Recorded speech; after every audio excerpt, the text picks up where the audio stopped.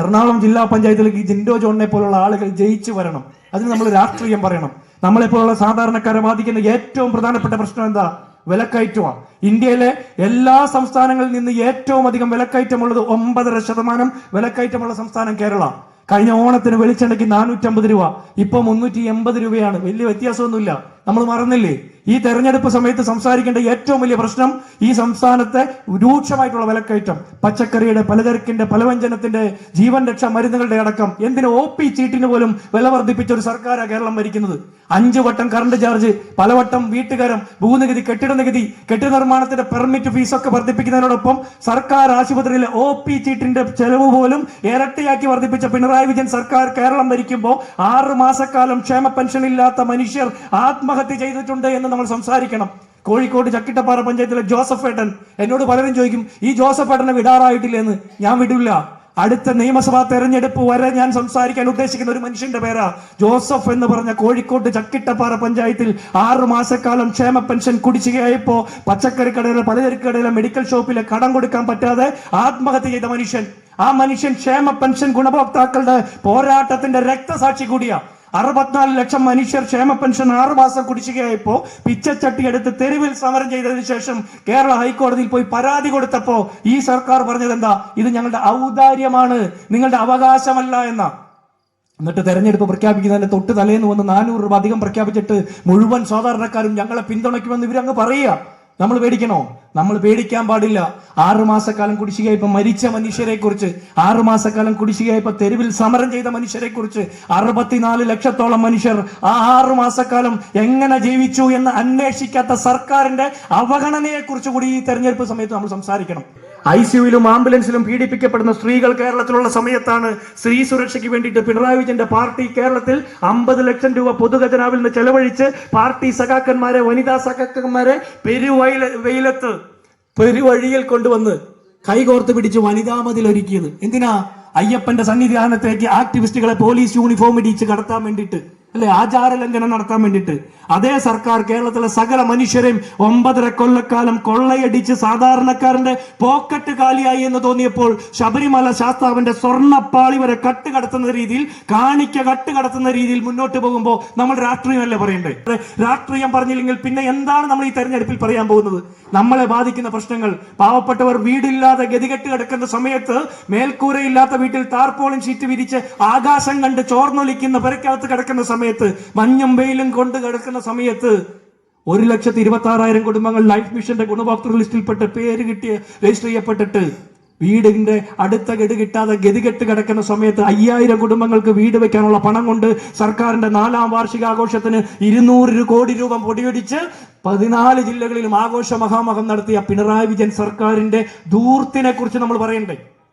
3000 കുടുംബങ്ങൾക്ക് വീട് വെക്കാനുള്ള പണം കൊണ്ട് മഞ്ഞക്കുറ്റിയിട്ട കേരയിൽ പദ്ധതിയെ കുറിച്ച് നമ്മൾ പറയണ്ടേ? 375 കുടുംബങ്ങളുടെ വീടെന്ന് പറഞ്ഞ സ്വപ്നം കാറ്റിൽ പറത്തിക്കൊണ്ട് പിണറായി വിജയന്റെ ചിരിക്കുന്ന മുഖം ദേശീയപാതയോരത്ത് ഫ്ലെക്സ് അടിച്ചു വെച്ച 15 കോടി രൂപയുടെ പദ്ധതിയെ കുറിച്ച് പറയണ്ടേ? പിണറായി വിജയൻ ഒന്ന് ചിരിക്കണമെങ്കിൽ പോലും കേരളത്തിന്റെ പൊതുഖജനാവ് കൊള്ളയടിക്കേണ്ട ഗതികേടിലേക്ക് കേരളം എത്തിച്ചേർന്നിരിക്കുന്നു. പിണറായി വിജയൻ ഒന്ന് ചിരിച്ച ഫ്ലെക്സ് അടിച്ചു വെച്ചപ്പോ 375 കുടുംബങ്ങളുടെ വീടെന്ന് പറഞ്ഞ സ്വപ്നമാണ് കാറ്റിൽ പറത്തപ്പെട്ടത്. പിണറായി വിജയന്റെ ഔദ്യോഗിക മന്ത്രി മന്ദിരത്തിൽ 11 കുടുംബത്തിന്റെ 45 ലക്ഷം രൂപ ചെലവഴിച്ചുകൊണ്ട് നീന്തൽക്കുളം നവീകരിക്കുന്നു. 9.5 കൊല്ലക്കാലം നമ്മുടെ നാട്ടിലെ സാധാരണക്കാരെ ഈ സർക്കാർ കൊള്ളയടിച്ചപ്പോ തെരുവ് നിറഞ്ഞ് സമരം ചെയ്ത പാർട്ടിയുടെ പേരാ ഇന്ത്യൻ നാഷണൽ കോൺഗ്രസ്. ആ പതിറ്റാണ്ടുകളായിട്ടുള്ള വിയർപ്പൊഴുക്കിയുള്ള കഠിനാധ്വാനത്തിന്റെ പാർട്ടി പ്രവർത്തനത്തിന്റെ വിജയം കൂടിയായിരിക്കണം. ഇത് കോൺഗ്രസ്സുകാരന്റെ വിജയം മാത്രമല്ല, നമ്മളെ പോലുള്ള സകല പാർട്ടിക്കാരുടെയും, കോൺഗ്രസും BJPയും CPMഉം രാഷ്ട്രീയം ഇല്ലാത്തവരുടെയും കൂടി വിജയമായിരിക്കണം. സാധാരണക്കാർക്ക് വേണ്ടി തെരുവ് നിറഞ്ഞു സമരം ചെയ്യാൻ കോൺഗ്രസിന്റെ മഹിളാ കോൺഗ്രസിന്റെ പ്രവർത്തകരൊക്കെ പോലീസിന്റെ അടികൊണ്ട് തലപൊട്ടി ചോരയൊലിച്ച് എല്ലൊടിഞ്ഞ് ജയിലിൽ നിറഞ്ഞതൊക്കെ എന്തിനു വേണ്ടിയിട്ടാ? സാധാരണക്കാരുടെ പ്രശ്നങ്ങൾക്ക് ഒരു പരിഹാരം ഉണ്ടാകണം. ആ പ്രശ്നങ്ങൾ പറയാൻ ചെല്ലുന്ന സാധാരണക്കാരോട് കടക്ക് പുറത്ത് മാറി നിൽക്ക്, ഇരിക്കുക അവിടെ എന്നൊക്കെ ആക്രോശിച്ച് ആട്ടിപ്പായിച്ച പിണറായി വിജയന്റെ സർക്കാരിന് തുടർഭരണം കിട്ടാതിരിക്കണമെങ്കിൽ കോൺഗ്രസിന്റെ നേതൃത്വത്തിൽ ഒരു പഞ്ചായത്ത് ഭരണസമിതി അധികാരത്തിലേക്ക് വരണം. കഴിഞ്ഞ കാലങ്ങളിൽ നമുക്ക് വേണ്ടി സമരം ചെയ്യാൻ ഇവരുണ്ടായില്ല. നമുക്ക് വേണ്ടി സമരം ചെയ്യാനുണ്ടായത് ഇവിടുത്തെ യൂത്ത് കോൺഗ്രസ്, UDF, കോൺഗ്രസിന്റെ പ്രവർത്തകരാണ്. അവർ ചെയ്ത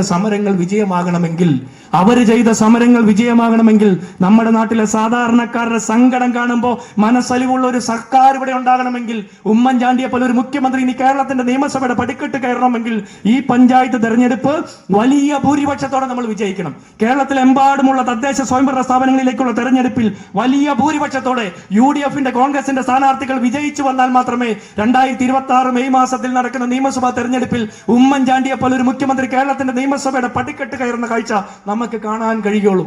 അതിന് നമ്മൾ രാഷ്ട്രീയം പറയണം. ഏത് തരത്തിലുള്ള രാഷ്ട്രീയ? വിലക്കയറ്റത്തെ കുറിച്ച് പറയണം, സ്ത്രീ പീഡനത്തെ കുറിച്ച് പറയണം, ICUയിലും ആംബുലൻസിലും പീഡിപ്പിക്കപ്പെടുന്ന സ്ത്രീകളുടെ സങ്കടത്തെ കുറിച്ച് പറയണം, ആശുപത്രിയിൽ സർജറിക്ക് ശേഷം സർജറി കഴിഞ്ഞിറങ്ങുന്ന ഹർഷികയുടെ വയറ്റിൽ തുന്നിക്കെട്ടിവിട്ട സർക്കാർ വക കത്രികയെ കുറിച്ച് പറയണം, ശസ്ത്രക്രിയ ഉപകരണങ്ങളില്ലാതെ മാറ്റിവെക്കപ്പെട്ട ഓപ്പറേഷന്റെ എണ്ണത്തെ കുറിച്ച് പറയണം, സൂചിയും നൂലും ഇല്ലാത്തത് കൊണ്ട്, ചികിത്സിക്കാൻ സൗകര്യമില്ലാത്തത് കൊണ്ട്, മരുന്ന് ക്ഷാമമുള്ളത് കൊണ്ട് ആശുപത്രികൾ വിട്ടുകൊണ്ട് പഞ്ചനക്ഷത്ര ആശുപത്രികളിലെ വലിയ തുകയ്ക്ക് ചികിത്സ തേടേണ്ടി വരുന്ന സാധാരണക്കാരന്റെ ഗതികേടിനെ കുറിച്ച് പറയണം. 1800 കോടി രൂപയുടെയും 1200 കോടി രൂപയുടെയും കാരുണ്യ ഇൻഷുറൻസ് പദ്ധതിയും കാരുണ്യ ചികിത്സാ പദ്ധതിയും നിർത്തലാക്കിയ പിണറായി വിജയൻ സർക്കാരിനെ കുറിച്ച് പറയണം. നമ്മുടെ മുമ്പിൽ ലോട്ടറിയുമായിട്ട് വരുന്ന മനുഷ്യരോട് ചോദിക്കണം, ഈ കാരുണ്യ ലോട്ടറി എന്തിനു വേണ്ടിയിട്ട് അടിച്ചു വിതരണം ചെയ്യുന്നത്? ഈ കാരുണ്യ ലോട്ടറിക്ക് എങ്ങനെയാണ് ഈ പേര് വന്നതെന്ന് ലോട്ടറി വിൽക്കുന്നവരോട് നമ്മൾ ചോദിക്കണം. അതും ഒരു രാഷ്ട്രീയ പ്രവർത്തനം. ഈ ലോട്ടറി ഉമ്മൻചാണ്ടിയുടെ കാലത്ത് തുടങ്ങി വെച്ച ലോട്ടറി, അന്ന് കാരുണ്യ ചികിത്സാ പദ്ധതിക്ക് പണം ആർജിക്കാൻ വേണ്ടി കൊണ്ടുവന്ന ലോട്ടറി, ഇന്ന് അതിന്റെ പണം വിറ്റ് വസൂലാക്കുന്ന പിണറായി വിജയന്റെ സർക്കാർ അത് കട്ടുകടത്തുന്ന ദൂർത്തടിക്കുന്ന തിരക്കില്ല. കുടുംബശ്രീ ക്യാൻറ്റീൻ മുതൽ യൂണിവേഴ്സിറ്റിയിലെ പ്രൊഫസർ തസ്തിക വരെ CPMന്റെ നേതാക്കന്മാരെ ഭാര്യമാരെ തിരികെ കയറ്റുന്ന പിൻവാതിൽ നിയമനത്തിന്റെ അധിക ബാധ്യത ഏറ്റെടുക്കേണ്ട ഗതികേടിലാണ് നമ്മുടെ സാധാരണക്കാർ. മറുപടി പറയേണ്ടത് നമ്മൾ. ഇതിന് മറുപടി പറയിപ്പിക്കണം അവരെ കൊണ്ട്. അതിന് മറുപടി പറയിപ്പിക്കണമെങ്കിൽ നമ്മുടെ കവലകളിൽ ഇരുന്ന് രാഷ്ട്രീയം പറയണം. പള്ളിമുറ്റത്ത്, അമ്പലപ്പറമ്പിൽ കണ്ടുമുട്ടുന്ന മുഴുവൻ മനുഷ്യരോടും കണ്ടുമുട്ടുന്ന മുഴുവൻ ഇടങ്ങളിലും രാഷ്ട്രീയം പറഞ്ഞാൽ വരുന്ന 9-ാം തീയതി രാവിലെ പോളിംഗ് ബൂത്തിലെത്തുന്ന മുഴുവൻ മനുഷ്യരും കൈപ്പത്തി ചിഹ്നത്തിൽ ചൂണ്ടുവിരൽ ആഞ്ഞമർത്തി വോട്ട് ചെയ്യുന്നത് സാധാരണക്കാരെ 9.5 കൊല്ലം കൊള്ളയടിച്ച് അവസാനം അവരുടെ പോക്കറ്റ് കാലിയാക്കിയതിനു ശേഷം ശാസ്താവിന്റെ സ്വർണ്ണപ്പാളി വരെ കടത്താൻ ഉളുപ്പില്ലാത്ത പിണറായി വിജയന്റെ കാരണഭൂതൻ സർക്കാരിന്റെ കർണക്കുറ്റിക്കുള്ള അടിയായിട്ട് രേഖപ്പെടുത്തണമെങ്കിൽ നമ്മുടെ ബൂത്തിലെത്തുന്ന മുഴുവൻ മനുഷ്യരോട് ബാധിക്കുന്ന പ്രശ്നത്തെ കുറിച്ചാണ് പറയേണ്ടത്. നമുക്ക് വീട് തരാൻ പറ്റാതെ ആ പണം എടുത്ത് ദൂർത്തടിച്ച സർക്കാർ, നമുക്ക് ക്ഷേമ പെൻഷൻ തരാതെ മുഖ്യമന്ത്രിയുടെ മകൾക്ക് 1.25 കോടി രൂപയുടെ മാസപ്പടി ഉറപ്പാക്കിയ സർക്കാർ, നമ്മുടെ സാധാരണക്കാർ സമരം ചെയ്ത് നമ്മുടെ ആവശ്യങ്ങൾ ഉന്നയിക്കുമ്പോൾ തലതല്ലി പൊളിക്കുന്നത് കണ്ടിട്ട് ജീവൻ രക്ഷാ പ്രവർത്തനമെന്ന് ഉളുപ്പില്ലാതെ ന്യായീകരിച്ച പിണറായി വിജയനെതിരെ മറുപടി പറയിക്കാൻ കിട്ടുന്ന അവസരമാണ്. നമ്മൾ സമരം ചെയ്തത്, നമ്മൾ സംസാരിച്ചത് സാധാരണക്കാർക്ക് വേണ്ടിയിട്ടാണ്. ഈ മുഖ്യമന്ത്രി 1,05,00,000 ആഡംബര വാഹനത്തിൽ നവകേരള സൃഷ്ടി നടത്താൻ വേണ്ടി വന്നപ്പോ കാലടിയിൽ ഒരു 5 വയസ്സുകാരിക്ക് പനി കൂടിയപ്പോ മെഡിക്കൽ ഷോപ്പിൽ പോയി ഒരു അപ്പനെ രാത്രി 10:30 വരെ പോലീസ് പിടിച്ചിരുത്തിയത്. നവകേരള സൃഷ്ടി നടത്തി കഴിഞ്ഞ് പിണറായി വിജയൻ പോയി. ആ കുട്ടിക്ക് മരുന്ന് മേടിച്ചു കൊടുക്കാൻ ഒരാളുണ്ടായില്ല. മറുപടി പറയണ്ടേ ഈ സർക്കാർ?